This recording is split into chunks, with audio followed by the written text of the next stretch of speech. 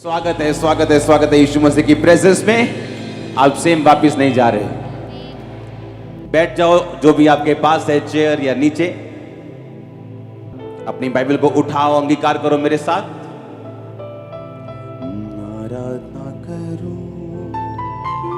मैं पूरे दिल से, मैं तुझे ढूंढूंगा। अपने हाथों को उठा के बोलो, मैं हूं यहां, खुदावंद मुझे यूज कर।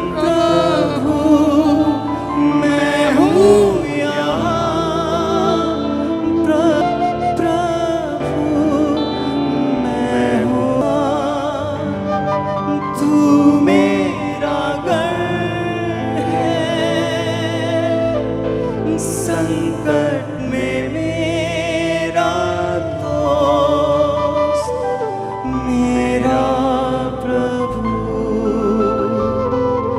आराधना करूं मैं पूरे दिल से, मैं तुझे ढूंढूंगा संपूर्ण जीवन से, तेरी सेवा करूंगा मेरी सारी चीजों से। मैं हूँ यहाँ, मैं हूँ यहाँ प्रभु, मैं हूँ। प्रभु यीशु मसीह के सामर्थी नाम में हम मांगते हैं। आज का वचन आपको सेम नहीं रहने देगा। आप सेम वापिस नहीं जा रहे हो। आपका परिवार, आपका जुड़ा हुआ फाइनेंस, कुछ भी जो भी आपके साथ अटैच है चीजें, आज आप सेम नहीं जा रहे हो। वापिस एक नई शुरुआत के साथ जा रहे हो। और ये प्रोफेसी है, ये वर्ड नहीं आमीन हो जा तो ये आपकी है।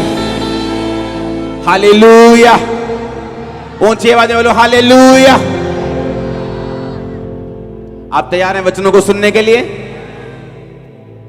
मैंने कहा था आप लंगड़े चलते हुए देखिए, आप अंधों को आंखें मिलते हुए देखिए, लेकिन अगर आपके पास वचन नहीं तो शैतान आपको घेर लेगा। पता है कि नहीं पता? अपनी आंखों के सामने मैंने कहा, चाहे आप लंगड़े चलते हुए देखिए। आपने हजारों टेस्टिमनीज सुनी, आज आपने थर्सडे सुनी, आप हर संडे सुनते हैं, हाँ या ना? इन टेस्टिमनीज को सुनने के बावजूद भी और रिसीव करने के बावजूद भी जो चीज आपको संभाल के रखती है वो वचन है। और वचन कितने प्रकार का है? दो तरह का। एक है रेमा वचन, एक है लोगोस। रेमा वचन किसे बोलते हैं?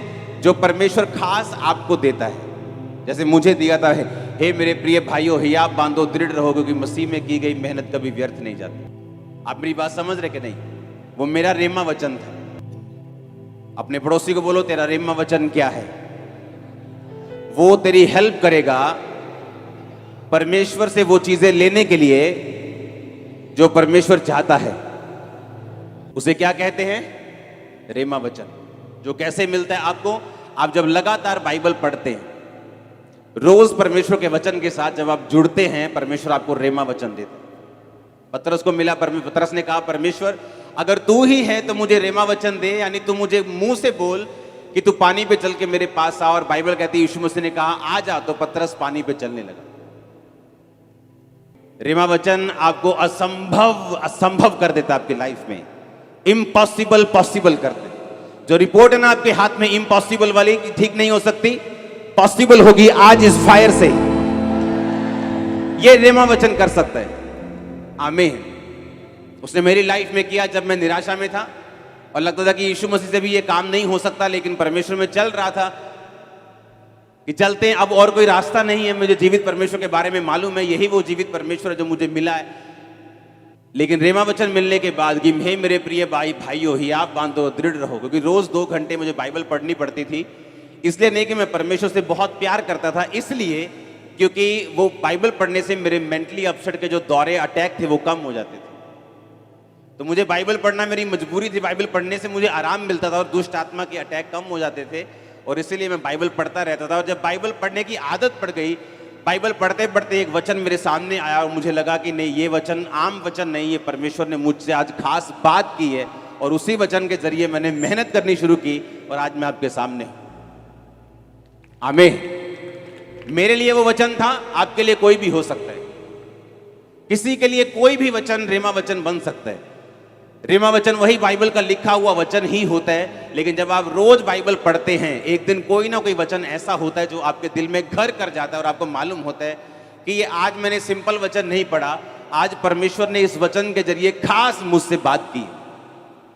लेकिन लोगोस वचन,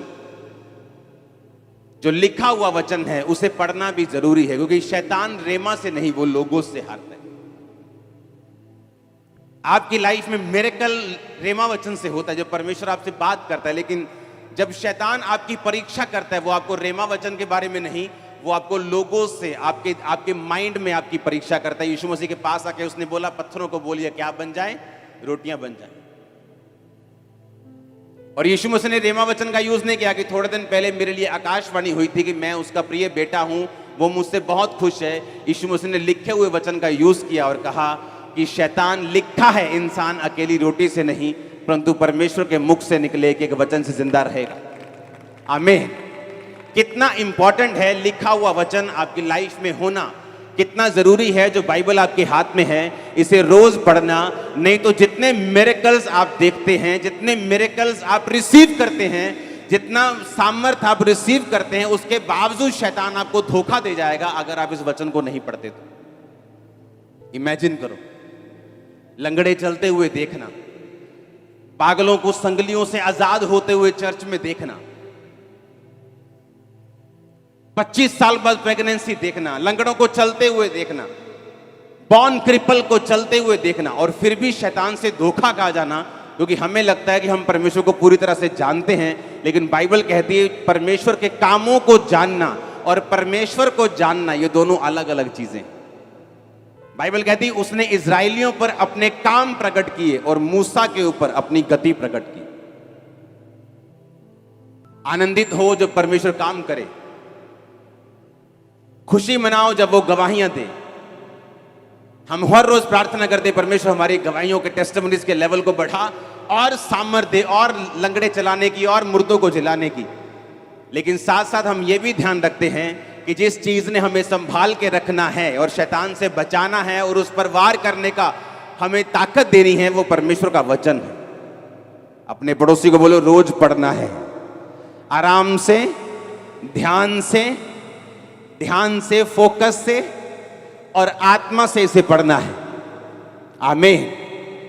अगर आप बाइबल को पढ़ने की आदत डाल लेंगे तो जब शैतान आपकी परीक्षा करने के लिए आएगा, आप उसे दबा देंगे अपने पैरों के नीचे।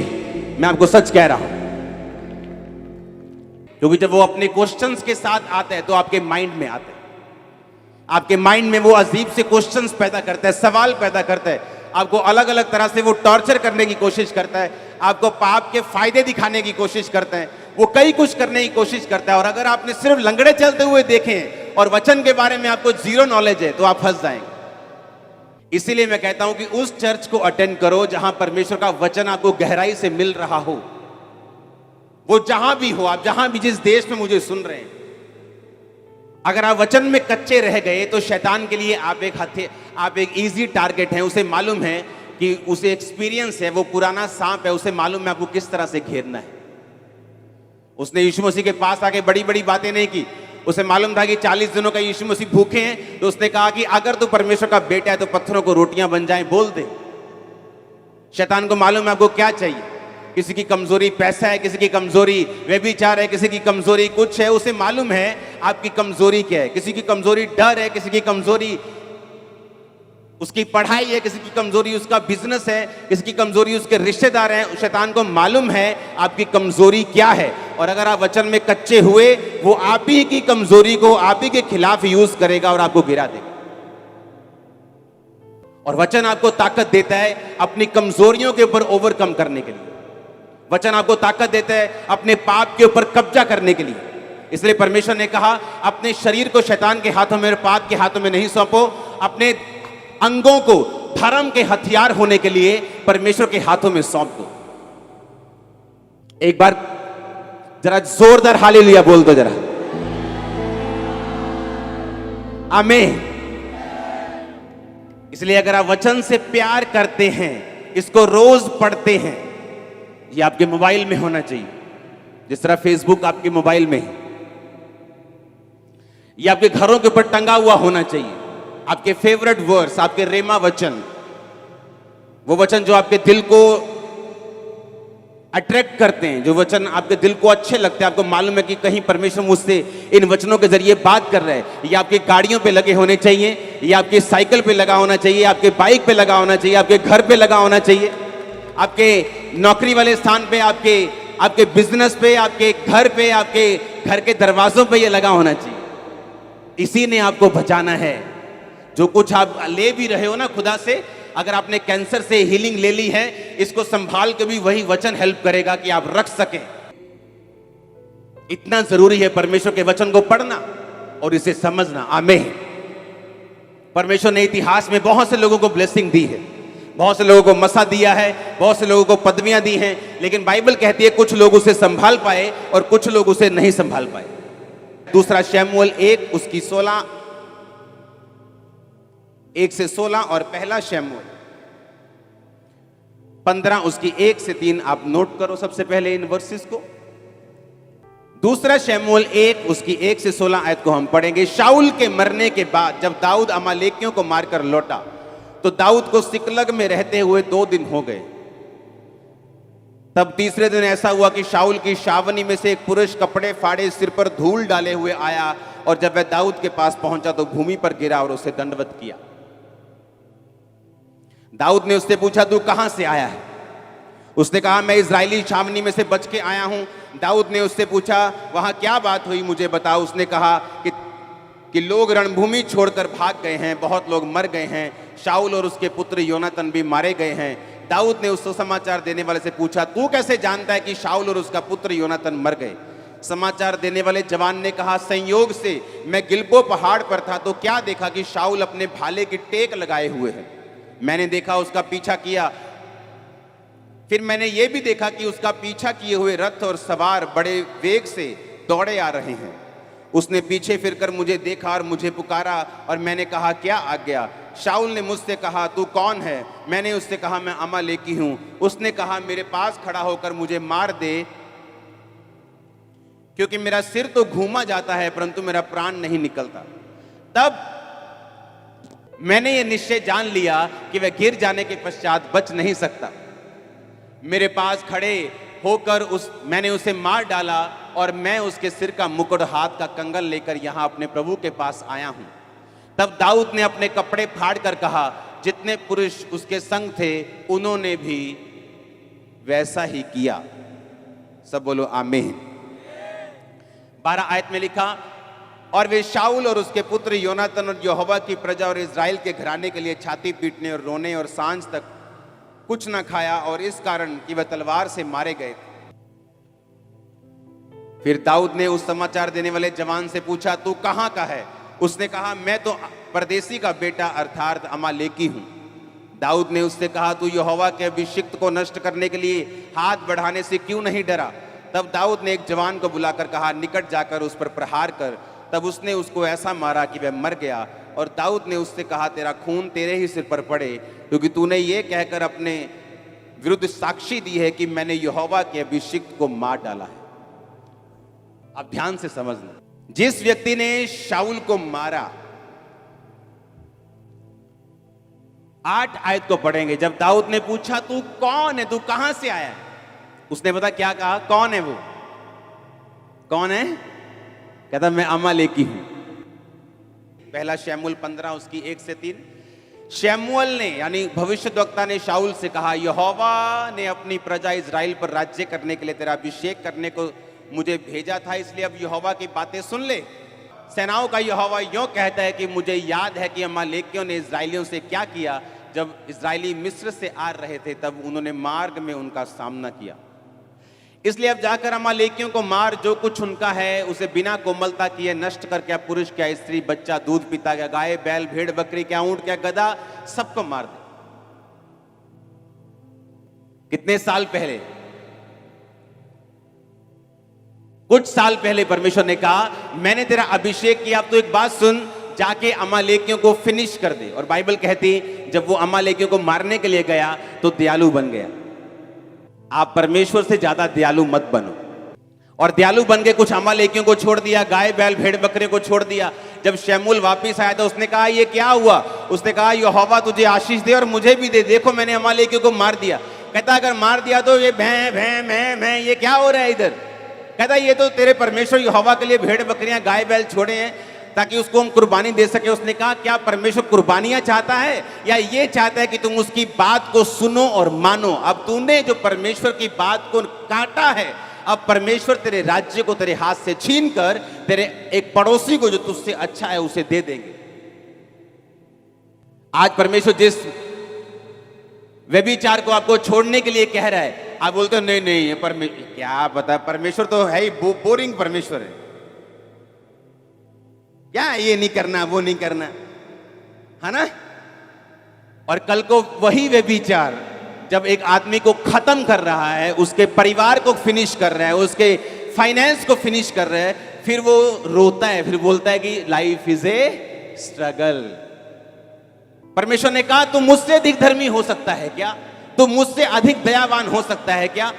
जब परमेश्वर की बात को उसने सुना, उसको लगा कि परमेश्वर थोड़ा ज्यादा कठोर हो रहा है, एक दूध पीते बच्चे को मारने की क्या जरूरत है? लेकिन परमेश्वर जानता था कि जिस वंश को तू छोड़ रहा है वही वंश तेरे सामने खड़ा होगा और वही तुझे मार देगा। और इसलिए दाऊद ने जब कहा तू कौन है, तूने जो शाऊल का सिर काट दिया और उसको मार दिया, तू कौन है, तू कहां से आया? दाऊद को शक हुआ, उसने जानबूझ के उसने एक स्पिरिचुअल क्वेश्चन पूछा, तू कौन है, तू कहां से है? उसने कहा मैं अमालेकी हूं। दाऊद को याद आया कि ये वही अमालेकी है जिसको मारने के लिए परमेश्वर ने शाऊल से बोला था और वो फेल हो गया था, आज उसी ने उसको मार दिया। आज वही ड्रामा सीरियल जो परमेश्वर देखने के लिए मना करता है, 4 साल बाद जब वही ड्रामा घर में शुरू होता है तो दुखी होते हैं लोग। आप मेरी बात समझ रहे कि नहीं?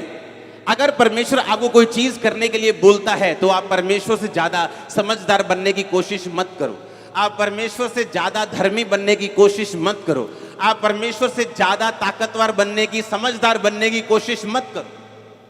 जो परमेश्वर का वचन कहता है हमें वो करना है। और बाइबल कहती है, उसने कहा मैं तो अमालेकी हूं, उसने कहा वही अमालेकी जिसको परमेश्वर ने कहा था कि इनके सभी लोगों को खत्म कर दे क्योंकि ये इजराइल के दुश्मन हैं, अगर ये रहेंगे तो इजराइल के वंश से जो परमेश्वर यीशु मसीह ने आना है वो नहीं आ पाएगा। अब हमारा युद्ध मांस और लहू से नहीं, हम अब जानते हैं, हाँ या ना? लेकिन तब परमेश्वर इजराइल को वंश को बचाने के लिए कि यीशु मसीह धरती पे आ सके, उनको अलग अलग तरह से हुक्म और आज्ञाएं देते थे, उनको अलग अलग तरह से बचाते थे। ये परमेश्वर की मर्जी थी उनकी जिंदगियों में। लेकिन जब इंसान परमेश्वर के काम को, उसके वचन को समझने में अपनी दिमागी बुद्धि का प्रयोग करता है और फेल हो जाता है, लेकिन आने वाले समय में उसे मालूम होता है ओहो परमेश्वर ने तो मुझसे ये कहा था लेकिन मैं ही करने में इसे फेल हो गया। हालेलुया। जब मैं परमेश्वर में आया तो ऐसे कुछ लोग थे मेरी जिंदगी में जो बड़े प्रभावशाली थे, जिनका बड़ा प्रभाव था मेरी जिंदगी के ऊपर, जिनका बड़ा प्रभाव था मेरे परिवार के ऊपर, मेरे फादर के ऊपर, मेरे मदर के ऊपर, हमारे परिवार के ऊपर, फाइनेंशियली, फिजिकली, सोशली, एवरीथिंग। वो हमसे 10, 12, 15, 20, 100 गुना बड़े थे। और उन्होंने कहा अगर तू परमेश्वर में गया, तेरे पास्टर को पीटेंगे, अगर तू प्रभु में गया तो हम तू वापिस आएगा पछता के। काका आप पढ़िया कर, ए वाली बुक पढ़िया कर, तू बाइबल छाड़ दे, तू पढ़नी। और परमेश्वर ने कहा अगर तेरी दाहिनी आंख ठोकर दे तो क्या कर, उसे निकाल कर क्या कर दे, फेंक दे। अपनी आंख की चिंता मत कर। अगर तेरा पांव तुझे ठोकर देता है तो काट कर फेंक दे, लंगड़ा होकर परमेश्वर के राज्य में प्रवेश कर जा। हाँ, काना होकर प्रवेश कर जा। इससे अच्छा कि तू दोनों आंखें पाते हुए तू नरक में चला जाए और दोनों पांव लिए हुए तू नरक में चला जाए, काट दे उनको और मेरे राज्य में प्रवेश कर जा। जो कुछ तू छोड़ेगा मैं 100 गुना दूंगा, जो कुछ तू मेरे लिए गवाएगा मैं तुझे 100 गुना दूंगा। ओ आमीन, ऊंचा चाहिए। हालेलुया। मैंने क्या किया? एक कह लो कि मैं इतना फंसा हुआ था बीमारियों में और दुष्ट आत्मा में, और दूसरा मेरे को परमेश्वर के वचन की नॉलेज हो चुकी थी। मैंने कहा डोंट वरी, जिस रास्ते को मैंने चुना है, बावजूद इसके कि मेरी फैमिली क्या कहती है, प्रभावशाली लोग क्या कहते हैं, दुनिया क्या कहती है, मैं इस बात को नहीं सुनूंगा और वही चुनूंगा जो परमेश्वर कहते हैं। थोड़े साल बाद क्या हुआ? जिस फाइनेंस पे वो घमंड करते थे आज वो खत्म हो चुके, आज वो कर्जे के नीचे आ चुके हैं। आज सोशल स्टेटस में मैं उनसे कहीं गुना ऊपर हूं। ये परमेश्वर ने किया, ये कोई घमंड नहीं। आज हर स्टेटस में मैं उनसे ज्यादा हूं, क्योंकि मैंने एक समय फैसला किया कि मैं परमेश्वर को पकड़ के रखूंगा, आंख को नहीं, मैं टांग को नहीं, मैं परमेश्वर के वर्ड को पकड़ के रखूंगा। आमीन। और यही शाऊल ने गलती की, शाऊल ने यही गलती की कि उसने अपने आप को परमेश्वर से ज्यादा धर्मी समझा।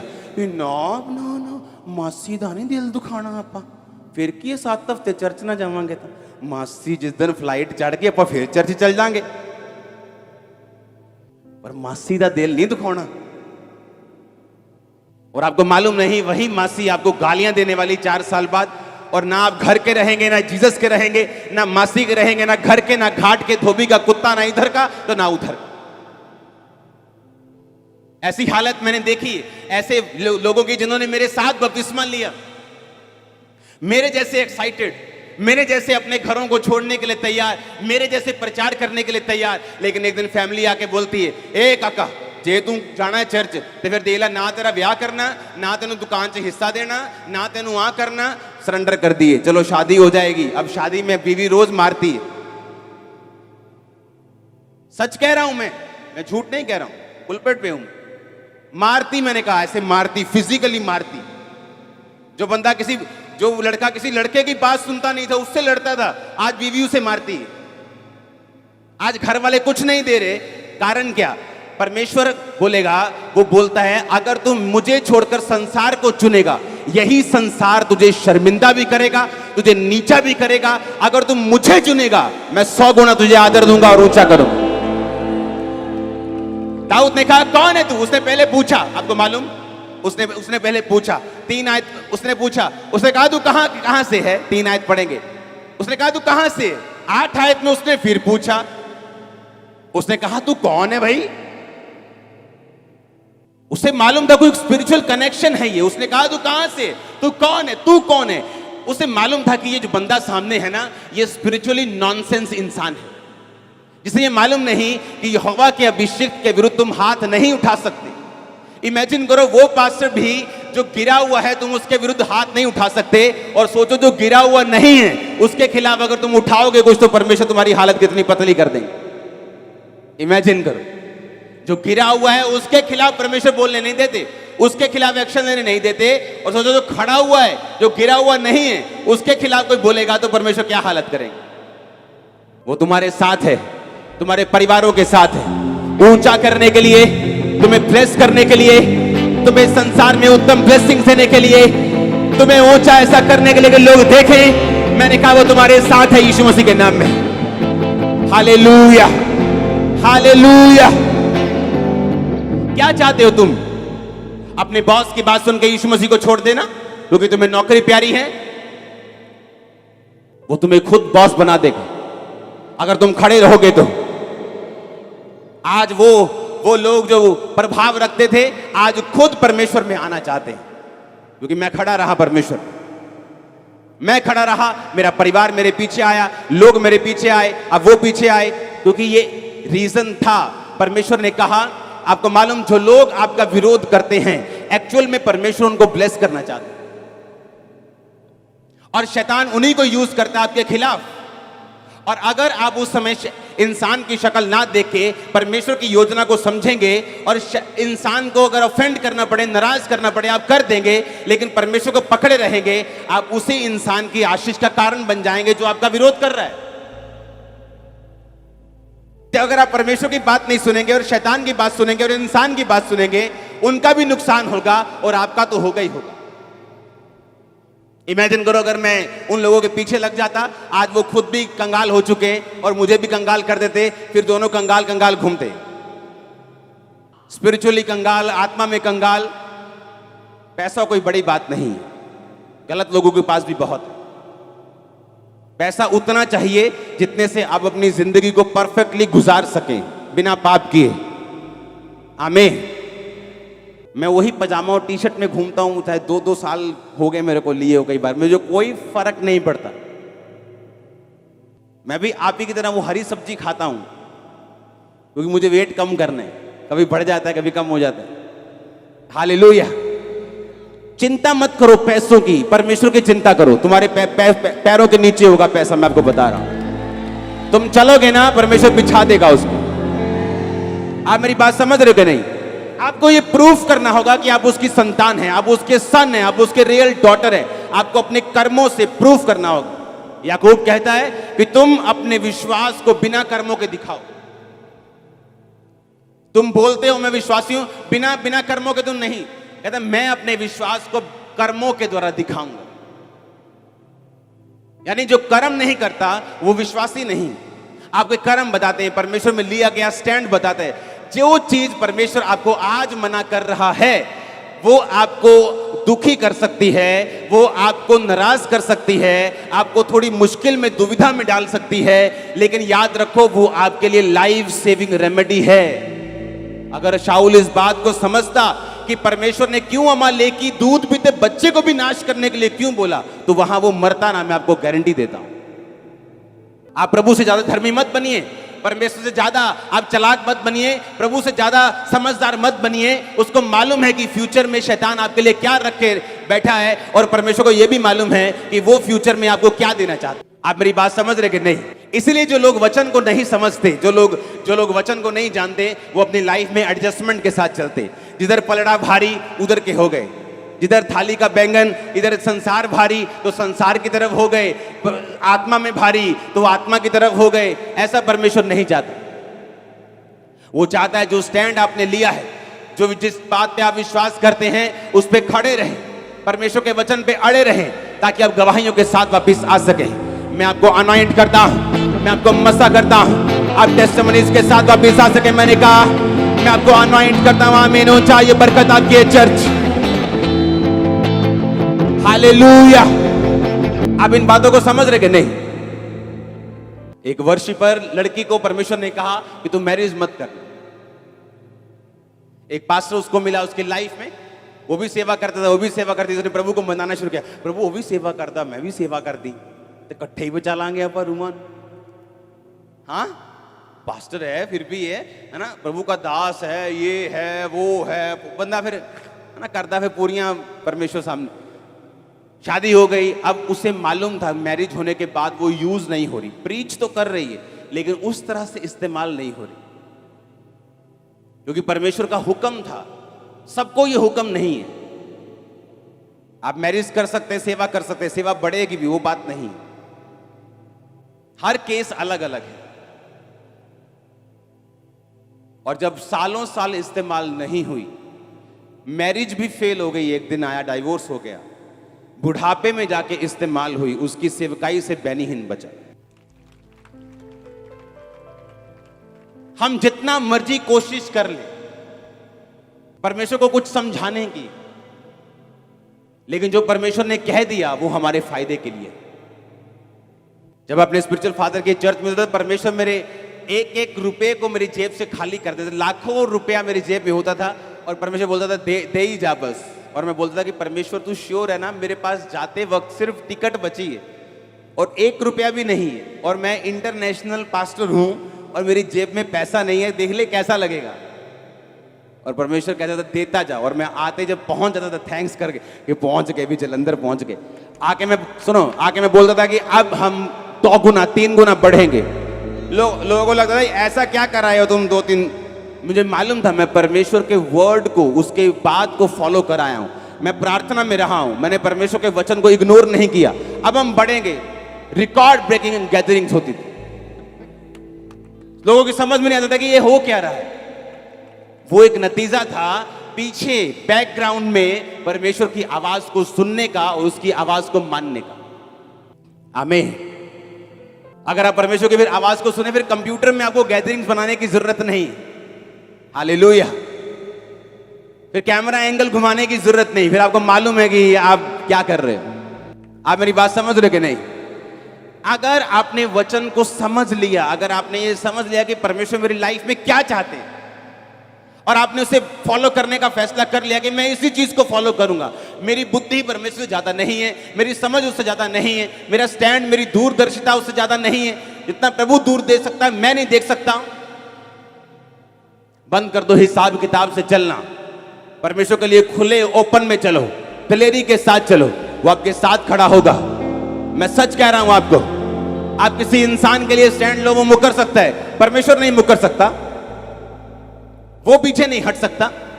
वो सर्वशक्तिमान परमेश्वर है। उस पतरस ने कहा, परमेश्वर हम सब कुछ छोड़ के तेरे पीछे हो लिए, हमें क्या मिलेगा?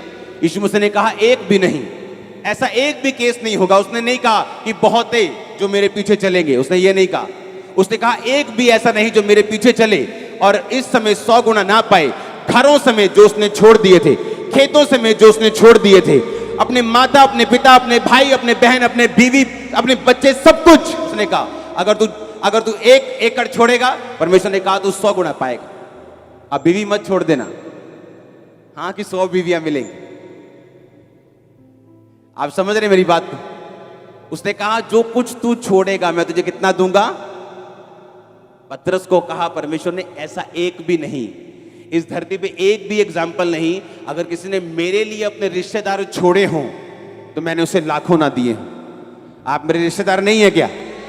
बहुत लोग, आप जितने पुराने मेंबर है सब मेरी मैरिज पे आए थे। हाँ, मेरे रिश्तेदारों को बताना पड़ रहा था, यार ही रिश्तेदार हैं यार, सानू जालन। और कलीसिया आ रही थी, ओए हट जा वॉलंटियर, क्योंकि शक्ल देखिए, वॉलंटियर देखिए, रिश्तेदार हैं असली वाले। हालेलुया। आप समझ रहे बात को? परमेश्वर ने कहा जो कुछ तू मेरे लिए छोड़ देगा मैं तुझे 100 गुना दूंगा। तू मेरे लिए स्टैंड लेगा, मैं तेरे साथ चलूंगा। आमीन। और ये गलती किसने की? शाऊल ने। उसे परवाह थी लोग क्या कहेंगे, उसे परवाह थी, उसे लगता था कि मैं ज्यादा समझदार हूं, मैं राजा हूं, मुझे थोड़ी दया आती, मैं दयावान हूं। दूध पीते बच्चों को छोड़ देते, ये छोटे बच्चों को छोड़ देते, इनका क्या कसूर है, इन्हें छोड़ देते हैं। और बाइबल कहती है उसने बहुतों को छोड़ा और परमेश्वर के वचन को एग्जैक्टली फॉलो नहीं किया, और वही उठा और वही अमालेकी कुछ साल में जवान होकर उसी के सिर को काटने वाला बन गया। वो व्यभिचार जो आज आपकी लाइफ में है, आज छोड़ना होगा उसे। वो चोरी की आदत आज छोड़नी होगी, वो कमी आज छोड़नी होगी, वो डर आज छोड़ना होगा, वो अंगीकार आज करना होगा। कल को उसे बड़ा मत करो, सांप को बड़ा मत करो, उसे अजगर मत बनाओ। आज तो वो काट रहा है, कल वो निगल लेगा अगर आप उसको बड़ा करेंगे। परमेश्वर नहीं चाहता। वो कोई भी चीज जो आपको करने के लिए कहता है उसमें आपका फायदा है।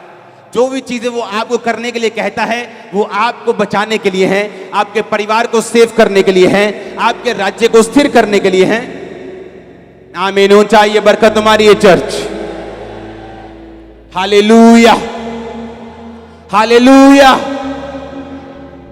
उसने कहा मैं तो अमालेकी हूं। दाऊद ने कहा अब मुझे समझ आया, तू अमालेकी है। और शाऊल का प्राण नहीं निकल रहा था क्योंकि उसका प्राण निकलना नहीं था, उसने मरना नहीं था। परमेश्वर ने अमालेकी को भेजा कि वही अमालेकी जो तूने मारने से मना कर दिया था अब तेरे प्राण को लेगा। हालेलुया। किस चीज को पाल रहे हैं हम? क्या वो डर है?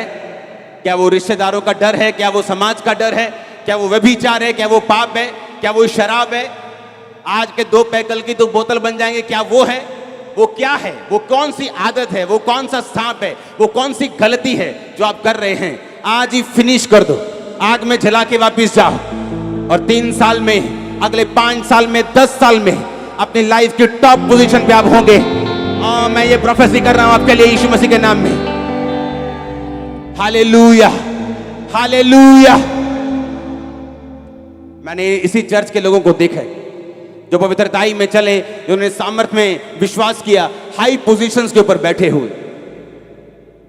आम से लोग बन के एंट्री की थी चर्च में, आज उनकी लाइफ चेंज हो चुकी है, परिवार चेंज हो चुके हैं, स्टेटस चेंज हो चुके हैं, फाइनेंस बदल चुके हैं, सब कुछ चेंज हो चुके हैं। Hallelujah, hallelujah. ऐसे लोग जो टेस्टिमनी देते हैं कि जब हम चर्च में आए, क्योंकि बहुत कम लोगों से मेरा मिलना होता है, कि जब हम चर्च में आए हम फाइनेंशियली पूरी तरह से ब्रोक थे, लेकिन आज हमारे पास इतनी ब्लेसिंग है, इतनी ब्लेसिंग है, इतनी ब्लेसिंग है, हमारे बैंक्स भरे हुए हैं। इसी चर्च के मेंबर्स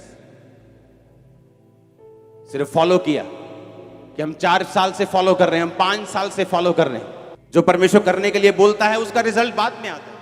वो आपको प्रार्थना करने के लिए बोलता है, पाप छोड़ने के लिए बोलता है, बोने के लिए बोलता है। एकदम से आपकी लाइफ में रिजल्ट नहीं आता, लेकिन वो धीरे धीरे रिजल्ट आता है। लेकिन जब आता है तो पक्का आता है। जब वो घर बनाता है चट्टान के ऊपर तो वो सदा के लिए होता है, वो टेम्परेरी नहीं होता। आप उस घर में रहेंगे, आपके बच्चे रहेंगे, आपके पोते रहेंगे। आप मेरी बात समझ रहे कि नहीं? मैं ईंटों वाले घर की बात नहीं कर रहा हूं, मैं आपकी लाइफ के घर की बात कर रहा हूं, उस फाउंडेशन की बात कर रहा हूं जो आप परमेश्वर के वचन से अपनी लाइफ के लिए बना रहे हैं और अपने परिवार के लिए बना रहे हैं। आमीन, आमीन। दाऊद अपनी लाइफ के पूरी उम्र तक बुढ़ा होके, रिटायर होके, परमेश्वर में सो के गया। उसकी गद्दी से उतारने वाला दाऊद को कोई जन्मा नहीं था। क्यों? हर वक्त परमेश्वर की बात को सुनता था। उसने गलती भी की, उसको सजा भी मिली, लेकिन परमेश्वर की हुजूरी में जाना उसने नहीं छोड़ा। परमेश्वर की प्रेजेंस में गया, माफी को मांगा, हमेशा खुदाबंद की प्रेजेंस में रहता था। और बाइबल कहती है रिटायर होके गया। एक राजा का रिटायर होना, 66 लड़ाइयां लड़ना और 66 जीतना, इकोनॉमी का फिर भी ना गिरना और फिर भी रिटायर होके जाना, एक भी गलत योजना का उसके खिलाफ पास ना होना, ये परमेश्वर का हाथ था उसके सिर के ऊपर, जो मैं आप लोगों के सिर के ऊपर देख रहा हूं, जो मैं आपके परिवार के सिर के ऊपर, आपके फाइनेंस के सिर के ऊपर देख रहा हूं। आमीन। ऊंचा ये बरकत आपकी है चर्च। कुछ भी हो जाए, बोलो पड़ोसी को, कुछ भी हो जाए, उसके वचन को मत छोड़ना। आमीन। अब मुझे एक क्वेश्चन का आंसर दो। जब शाऊल ने अमालेकियों को नहीं मारा और परमेश्वर ने कहा आज से तू राजा नहीं, क्या उसी दिन से वो राजा हट गया था गद्दी से? अगले साल, उससे अगले साल नहीं, लंबे समय तक फिर भी वो उस गद्दी पे रहा। 14-15 साल तक रहा होगा और परमेश्वर की आंखों में वो राजा नहीं था। पर दुनिया के निगाह में वो क्या था? आज दुनिया की निगाह में लोग पास्टर हैं, प्रॉफिट है, लेकिन परमेश्वर की निगाह में नहीं है, प्रभु की निगाह में नहीं है। मैं आपको बता रहा हूं, लोगों की निगाह में है, क्योंकि लोगों को मालूम नहीं। प्रजा के लिए वो शाऊल अभी भी राजा था, अभी भी राजा था, लेकिन परमेश्वर की निगाह में वो राजा नहीं था। आप जब कोई गलत काम करते हैं, पाप करते हैं, आपकी एकदम से ब्लेसिंग्स उड़ नहीं जाती, एकदम से अगले दिन आप लंगड़े नहीं हो जाते, लेकिन आप अपनी डिस्ट्रक्शन की, अपनी तबाही की तैयारी कर रहे होते। आपको लगता है कि नहीं, थोड़ा हिसाब से चलना चाहिए, लेकिन परमेश्वर को मालूम है वो आपको बचाना चाहता है, वो आपको सेव करना चाहता है, वो आगे देख सकता है, उसे मालूम है आगे क्या है। आमीन। अपने हाथों को उठाओ, ऊंची आवाज में बोलो थैंक यू जीसस। फिर से ऊंची आवाज में बोलो ये वचन मैं मानता हूं, तुझे फॉलो करने का वायदा करता हूं। मांगो ऊंची आवाज में थैंक यू जीसस बोलते हुए।